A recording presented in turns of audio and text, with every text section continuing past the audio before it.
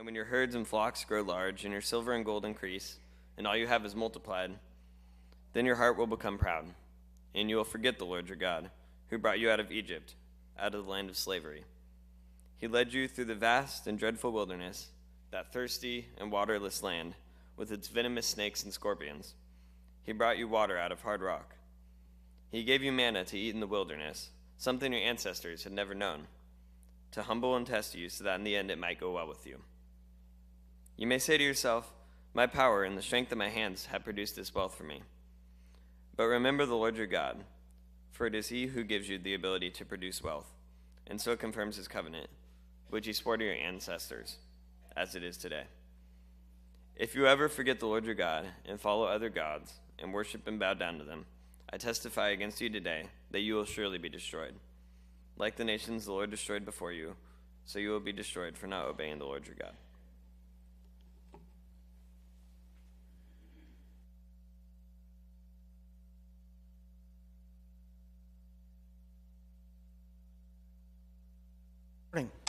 I am totally out of sync. I forgot the wireless mic. I don't know. Casey, if you want me to use that, it might work better. But for now, keep your Bibles open to Deuteronomy chapter 8. We will take a moment maybe to get hooked up here. That tells you I've been on vacation, because I didn't even remember the microphone.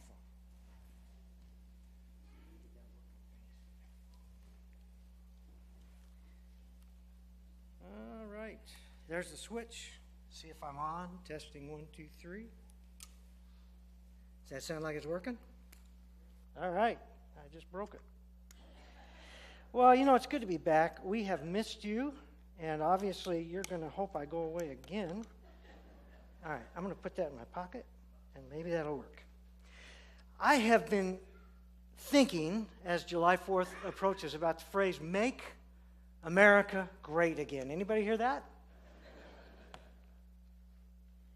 The first and most obvious question should be, what makes a nation what one would call a great nation? Have you really given any thought to that? I think most Americans heard that election catchphrase and their thoughts turned first to economic prosperity, growth of industry, and the improving of a standard of living for all citizens.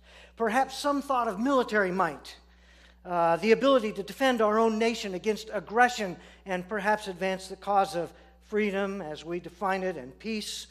I think, however, primarily to protect our valued standard of living. Strong military. Perhaps you thought of that advance of freedom, again, as we define it, worldwide.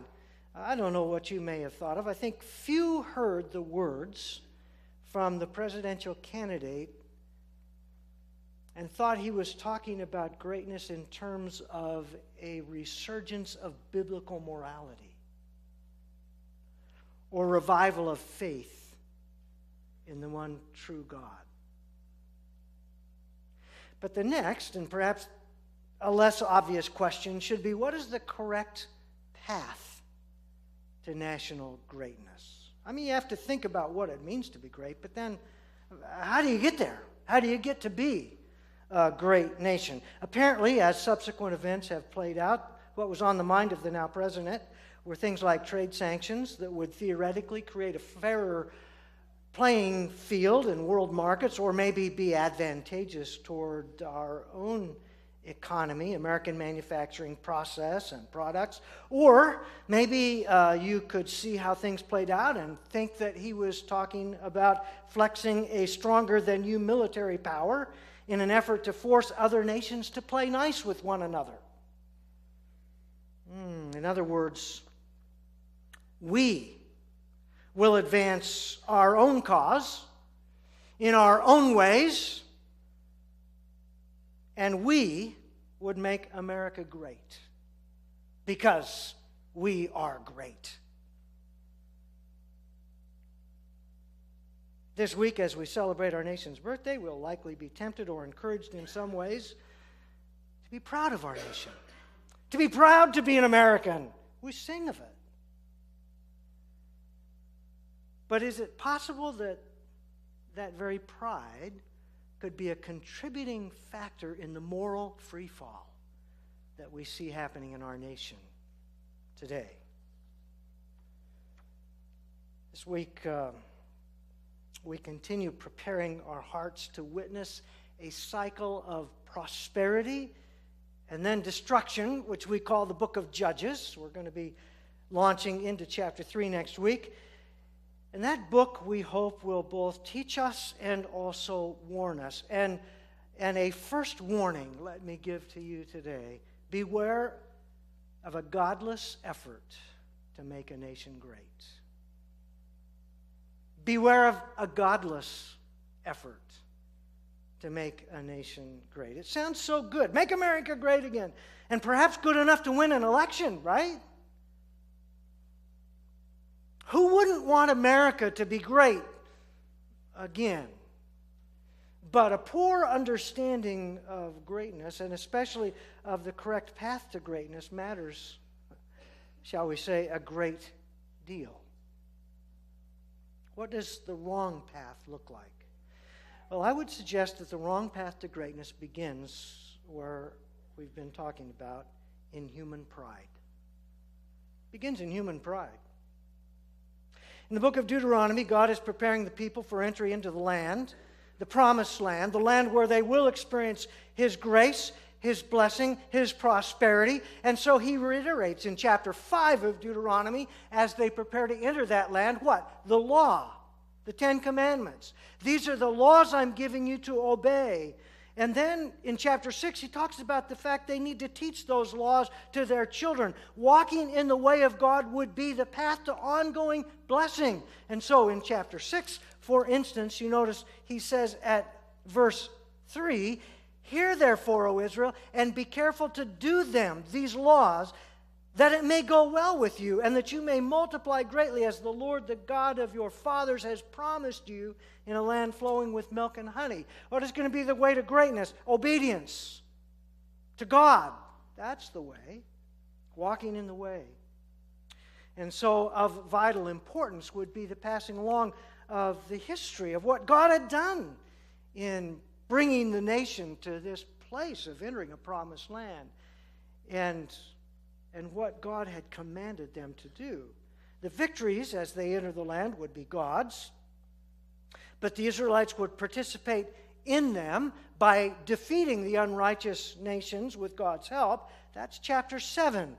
And if they begin to doubt God's ability to do that, then the answer is given. Chapter 7, verse 17, "If you say in your heart, 'These nations are greater than I, how can I dispossess them?' You shall not be afraid of them, but you shall remember what the Lord your God did to Pharaoh and to all Egypt." Remember. Remember God. Remember, it's by God's enablement that you're going to enter the land. They will be victorious, indeed. They will experience God's blessing. And so in chapter 8, we come to this statement in verses 7 through 9, "For the Lord your God is bringing you into a good land, a land of brooks of water, of fountains and springs flowing out of the valleys and hills, a land of wheat and barley." Those golden waves of grain. You're coming into a place of prosperity by God's hand. They will experience blessing. But then comes this warning. Notice as he continues at verse 11, "Take care, lest you forget the Lord your God by not keeping His commandments and His rules and His statutes, which I command you today, lest when you've eaten and are full and have built good houses and live in them, and when your herds and flocks multiply, and your silver and your gold is multiplied, and all that you have is multiplied, then your heart be lifted up." That's the ESV. The NIV and the NASB both hit it right when they translate, "Your heart will be proud." Proud to be an American. Yeah. Your heart will be proud.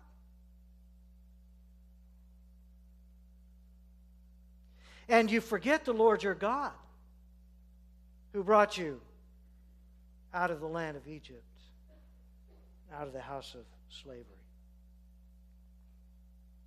And so there's this warning in verse 14. And again, appropriately translated, your heart will become proud. This kind of pride leads to what? Forgetting God. God is giving a warning because, as a matter of fact, this is the expected path, the anticipated path that a nation, and this nation, Israel in particular, will take. That they'll get to a place where they're prosperous and where they're comfortable and when everything's going well, and they'll say, well, let's make America great, but don't talk about God. What does he have to do with it? To forget God. God knows the nature of us as humans. And so in Exodus chapter 32, verse 9, 33, verse 3, 33, verse 5, 34, verse 9, 2 Chronicles 30, verse 8, and again repeated in the New Testament, Acts chapter 7, verse 51, it says, look, here's who you are. You're a stiff-necked people. Stiff-necked. Stubborn. If you listen too much to the rhetoric surrounding the concept of make America great, you'll hear a great deal about human strategies, ideas, economic and military strength. You'll hear very little, if anything at all, about God. We forget God. And that's because in our human pride, we attribute past success to human ability. And so, how is it, if I might personalize this a little bit, how is it that you have food on your table? How is it that you have a roof over your head? How is it that you have a growing prosperity? May I put it another way? What is it that makes you any different from the person who is on the street, homeless, and lacking what is needed to sustain life? What is it that makes you better? And does your pride well up and say, well, I mean, just try explaining what makes you different than the homeless person on the street without using the term I or referencing something you have done or are doing.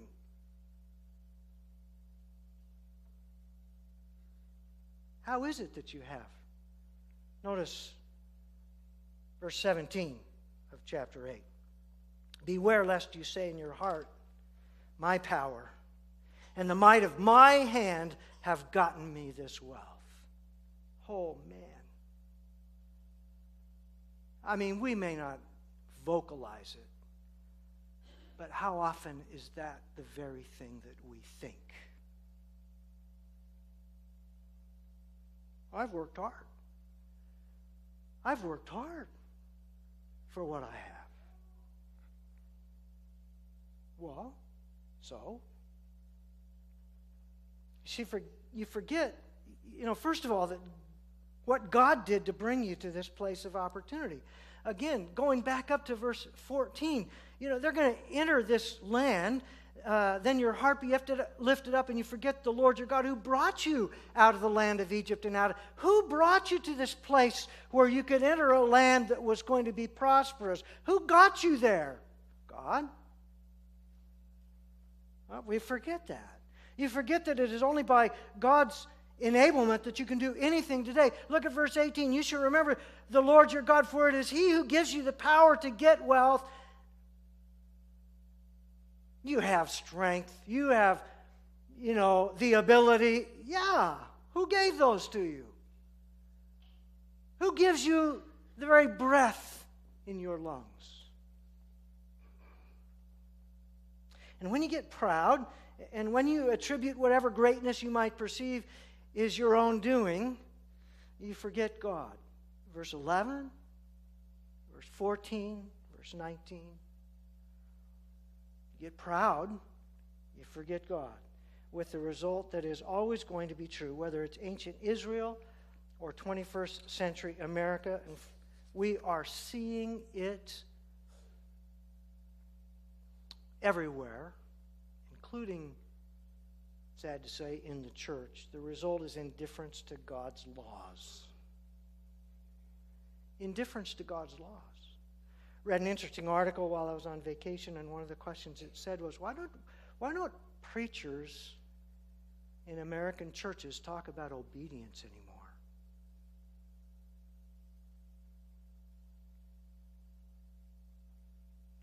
The very opposite of the path to blessing that God had laid before them in Deuteronomy chapter 6. Notice Deuteronomy 6, verses 1 through 3. Now this is the commandment, the statutes, and the rules that the Lord your God commanded me to teach you, that you may do them in the land to which you're going over to possess it, that you may fear the Lord your God, your sons and your sons' sons, by keeping all his statutes and his commandments, which I command you all the days of your life, and that your days may be long. Hear therefore, O Israel, and be careful to do them. How many times does he say that? Do them, do them, do them. Why are the commandments given? For information only? No, do them. That it may go well with you, and that you may multiply greatly as the Lord, the God of your fathers, has promised you, in a land flowing with milk and honey. That's the path to blessing God offered the nation. Obey me, obey my commandments, and you will experience blessing. You will experience prosperity. You will benefit. That's the path to blessing. And instead, indifference to God's laws. No conversations anymore about obedience.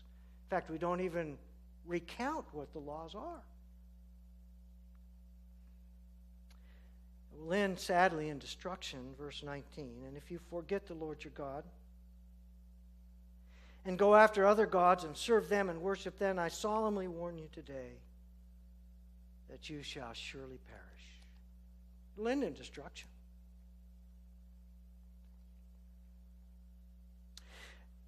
Note this, like the nations that the Lord make perish before you, verse 20, like the nations that the Lord makes to perish before you. Lessons of history. Why don't we learn the lessons of history? There's a pattern that has been repeated throughout the ages. Over and over and over. We're going to get tired of singing in Judges. I can almost guarantee it. When we get done looking through the book of Judges, you're going to say, can't we move on? Because all we see is the same thing over and over and over. And we're going to preach through it because we're not hearing it. Disobedience to God leads to destruction. There's this pattern, and man is woeful in his absolute inability to learn from the past. 1 Corinthians chapter 10, verses 11 and 12, these things were written down for our instruction. And we ignore it. And destruction is the consequence of disobedience. He says, as he continues, like the nations that the Lord makes to perish before you, so you shall perish because you would not obey the voice of the Lord your God. Why would the nation perish? Because they wouldn't obey God. That's why. Destruction is the consequence. Pride in our own human ability, leading to forgetting God, leading to indifference to his laws, leads ultimately to destruction.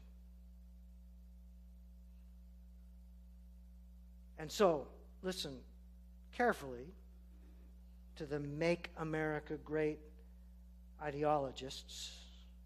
On what are they depending? And even more significantly, and I believe it's fairer to ask this, how are they living?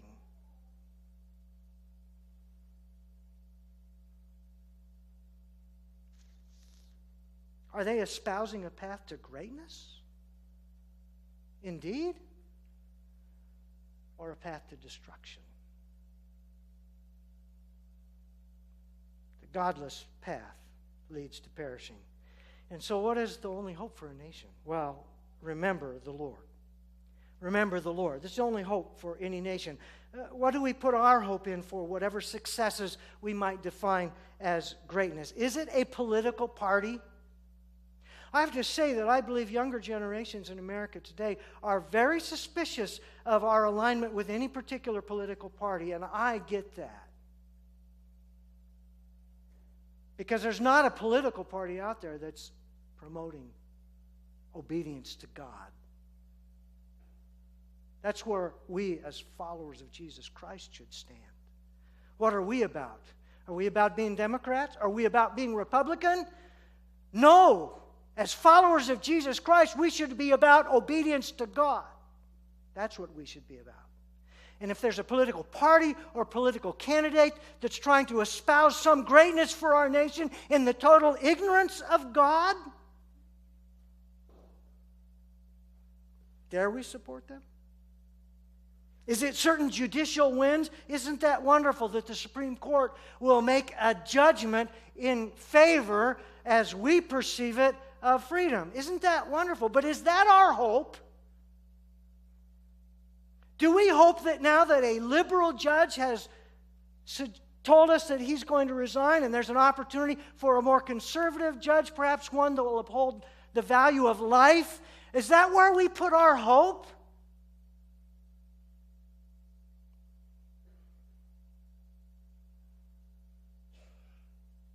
Is it a bull market to advance our economic prosperity and hopefully make our IRA look better? Is that what we hope in? Make America great with these things?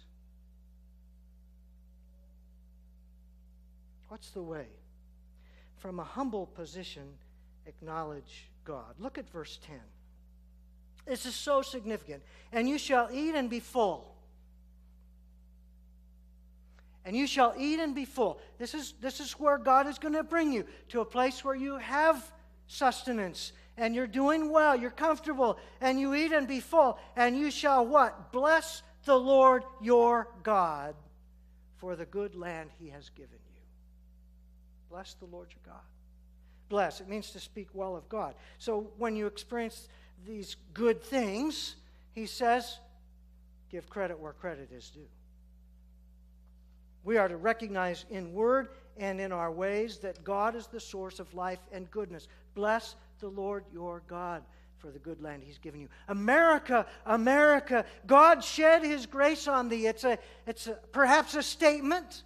As Kyle mentioned, I've always thought of it kind of as a statement, because isn't it true? God has shed his grace. But it's also a prayer. God, continue to shed your grace on America. But it acknowledges God either way. And that's the important point. It's an interesting study in the Scripture to contemplate those who take credit for the blessings God has given. And I'll just mention a couple. Nebuchadnezzar, Daniel chapter 4. Nebuchadnezzar stands on his roof one day and he looks out and he sees all this vast city and all this wealth that he controls. And he says, look, isn't this great Babylon that I have built by the strength of my might? Oh, he's proud. Not for long. You know the story. God drives him to insanity and he's out among the animals. Until what? Until he will acknowledge God. I think of Herod in Acts chapter 12. Herod gives a great speech, and the people are so impressed with Herod, and he's certainly proud. They say, oh, he's got the voice of a god. Well, he doesn't say, actually, no. No, he's proud and pompous. And he's destroyed by worms. It's amazing. Hosea is an interesting prophetic statement on the subject of acknowledging God. Just quickly, chapter 1, verse 2, the land commits great whoredom, the prophet says, by forsaking the Lord, forgetting him. Chapter 2, verse 8, and she has not acknowledged that I was the one who gave her the grain, the new wine, the oil, and who lavished on her the silver and the gold, which they used for Baal. And God says, they haven't acknowledged that all that wealth came from me. And instead, they've turned it into idolatry. Does that sound familiar? Chapter 2, verse 13, and adorned herself with her ring and her jewelry, and went after her lovers, and forgot me. Chapter 2, verse 20 talks about restoration. I will betroth you in faithfulness, and you will acknowledge the Lord. Remember God. Chapter 4, verse 1, there is no faithfulness, no love, no acknowledgement of God in the land. Chapter 5, verses 4 and 5, their deeds do not permit them to return to their God. A spirit of prostitution is in their heart. They do not acknowledge the Lord. Israel's arrogance testifies against them. Arrogance. Pride. I'm proud to be an Israelite. I'm proud to be an American. Where's God? Hosea 4:14, a people without understanding will come to ruin. Come to ruin. And this is what we know. Our sustenance is by God's sustaining grace. Again, Deuteronomy chapter 8, beginning of verse 2. And you shall remember the whole way that the Lord your God has led you these 40 years in the wilderness, that he might humble you, testing you, to know what was in your heart, whether you would keep his commandments or not. And he humbled you and let you hunger and fed you with manna, which you did not know, nor did your fathers know, that he might make you to know that man does not live by bread alone, but man lives by every word that comes from the mouth of the Lord. Did you hear that he might humble you so that you would acknowledge God, and whatever you have is from his hand, by his enablement, by his grace. Rather than attributing blessing to my power and my might, you shall remember the Lord your God, for it is he who gives you the power to get wealth. Any greatness, any prosperity that we have is to God's credit. So recognize blessings are the result of God's enablement. Verse 18. You shall remember the Lord your God, who gives you the power to get wealth. Remember God. And then understand obedience to God is the way to blessing. Obedience to God. If America were to be a great nation, how is it that it will be great? Obedience to God. That's the way. Obedience to God. Chapter 8, verse 1, the whole commandment that I command you today, you shall be careful to do, that you may live and multiply and go in and possess the land that the Lord swore to give to your fathers. God's law was given for man's success. See, our sense of law is so wrong. And our negative response to the law is just an indication of our rebellious sin nature. Law was not given somehow to make life difficult for us, but it was the Creator's gracious way of pointing to blessing. We think that we'll find happiness in the practice of sexual freedom, unrestrained by God's commandments against adultery, fornication, homosexuality, and so on. But the truth, which is unpublished because it's unacceptable as not politically correct, is that the most happy, the most well-adjusted, and the most fulfilled people are those who are in long-term monogamous relationships in the God-defined covenant of marriage between one man and one woman. Those are the people that are finding happiness. Those are the people that are finding fulfillment. And who says that? And that's just one example. How we would benefit if we could be more obedient to the law of the Sabbath and allow ourselves seasons of rest. God's law was given for our good, for our success, and obedience is the path to blessing. A nation will not be or become great by human means alone. In fact, the prideful hope in and dependence on our power and our ability with no acknowledgement of God is the certain path to humility and destruction. The 4th of July, our nation's birthday, is coming Wednesday. Beware. Beware and thoughtful of patriotic extravaganzas that completely neglect God. Beware. You've been warned in the Scriptures of politically motivated greatness campaigns that depend on human manipulation in neglect of the one who empowers at His will, the sovereign God. As you celebrate, remember God and remind others that it is only by His hand that we enjoy prosperity. Our hope is not in a political party. Our hope is not in a candidate. Our hope is not in a judicial appointment. Any hope we have for greatness depends on our recognizing God's greatness. Remember God. Make Him great in our midst.